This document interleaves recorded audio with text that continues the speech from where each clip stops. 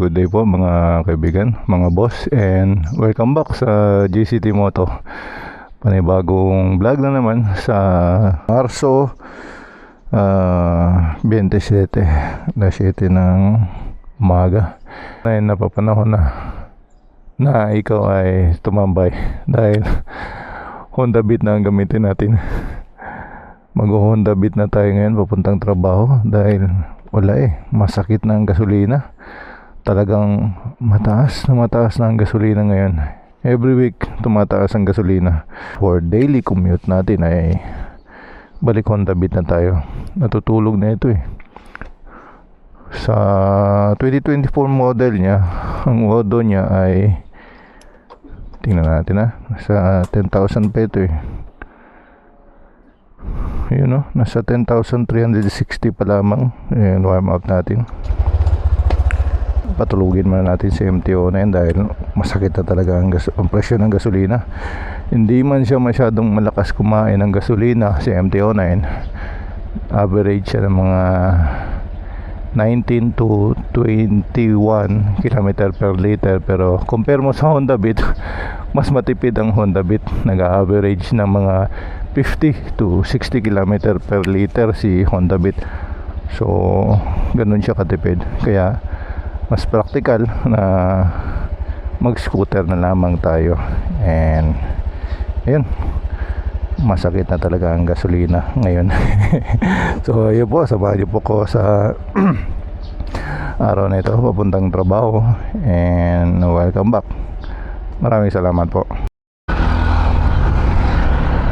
Abot na ng 93 to 95, malapit na mag-100 ang 1 litro ng gasolina. Kaya marami na ngayon ang nag-electric vehicle. Kaya ako napapaisip ako na bumili ng electric vehicle, or mahal man ang electric vehicle, kahit electric na motorcycle lamang, EV motorcycle. Dahil ayun, pwede kang mag-charge kahit saan, charge sa bahay, and mas makamura, mura ng kilowatt per hour compare mo sa gasolina na sobrang mahal. May mga electric vehicle ngayon na umaabot ng mga 200 km per charge. So mabisa. Kaya lang nagdadalawang isip ako dahil hindi pa ganun ka-reliable talaga mga battery ng mga EV. Certain point of time na isang mga nagiging problema ng mga owners ng mga EV, pagbabawas ng mga kapasidad ng kanilang baterya. Ang iba, meron pa akong nakita na hindi umabot ng 1 taon ay wala na, mahina na ang kanyang baterya. So nagpalit ng baterya, although replaceable naman ang battery. Yun lang, medyo mahal ang baterya. Itong Honda Beat ay matipid, sobrang tipid talaga. Isa sa pinakamatipid na scooter o motor na pwede nyong bilhin. Nag-average siya ng mga 50 to 60 km per liter. So, ganun siya katipid. Hindi siya ganong mabilis. Sa akin ay kaya niyang mag 90.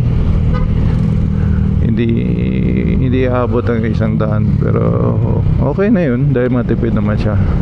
Tingnan nyo, 120 ang diesel, unleaded 93, XCS 95. Ganyan na siya kamahal ngayon. So 2 litro lang. 2 litro. Unleaded.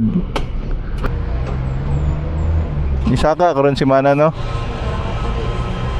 Kano sa nabod mo Saka? Ha?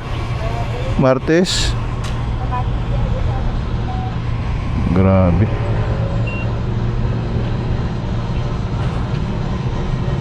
Dos lang. 186. Gawas-awas na natong yagi ba? Karon grabe. So 186 napagas natin sa 2 litro. Dati full tank ako from kuan talaga, empty talaga, as in mga nagbi-blink na. Sa 150 ko ay Full tank na siya. Grabe no, 93.4. And next week tataas pa yan. Naramdam na natin ang epekto ng pagtaas. At isang naobserbahan ko ay hindi na gaanong maraming sasakyan ang tumatakbo sa kalsada. Medyo nagbawas na ng mga sasakyan dahil wala, affected na rin talaga yung mga BUJ, pedicab driver.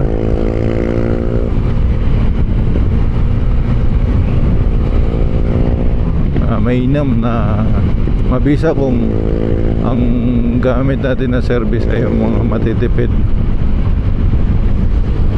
Meron ako isang tinitignan na EV motorcycle, yung NXT Storm XR. Average niya I think parang 200 km per charge, at ang top speed niya mga nasa 140 ang nakita ko. Ewan ko, baka kaya pang lumagpas. And yun lang, yung reliability ng baterya dahil mahal pag magpalit. Tapos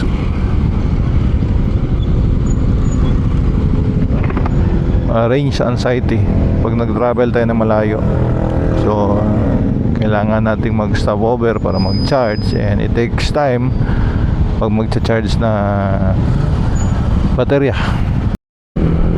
Ito, paahon nito, paakyat ito, pero kayang-kaya ni Honda Beat ito.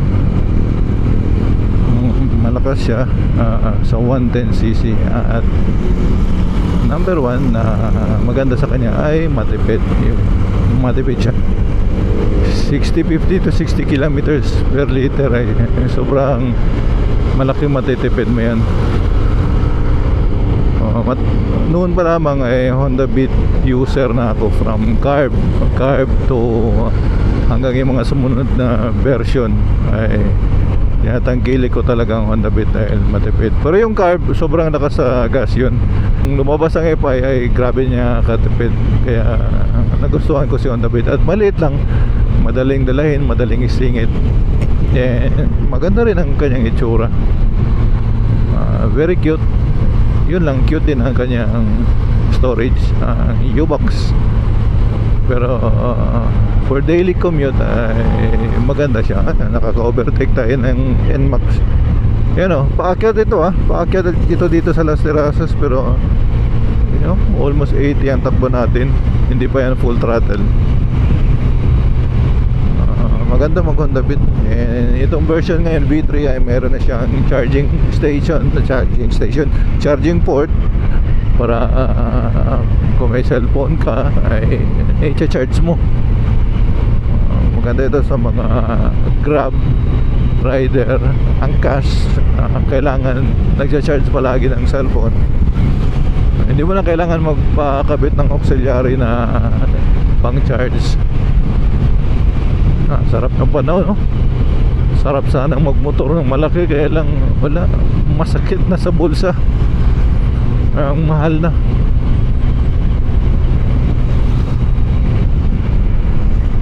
Sa panahon ngayon ay mas practical na gumamit tayo ng mga maliliit na motor.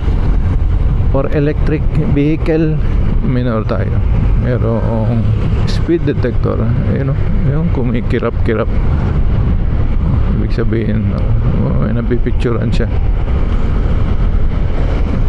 Magugulat ka na lang pag renew mo ng sasakyan mo, ay malaki na yung penalty mo, dahil ilang beses ka na pala na picturean. Speed trap. Sarap talaga yun yung Honda Beat, madaling i-maneuver, flickable.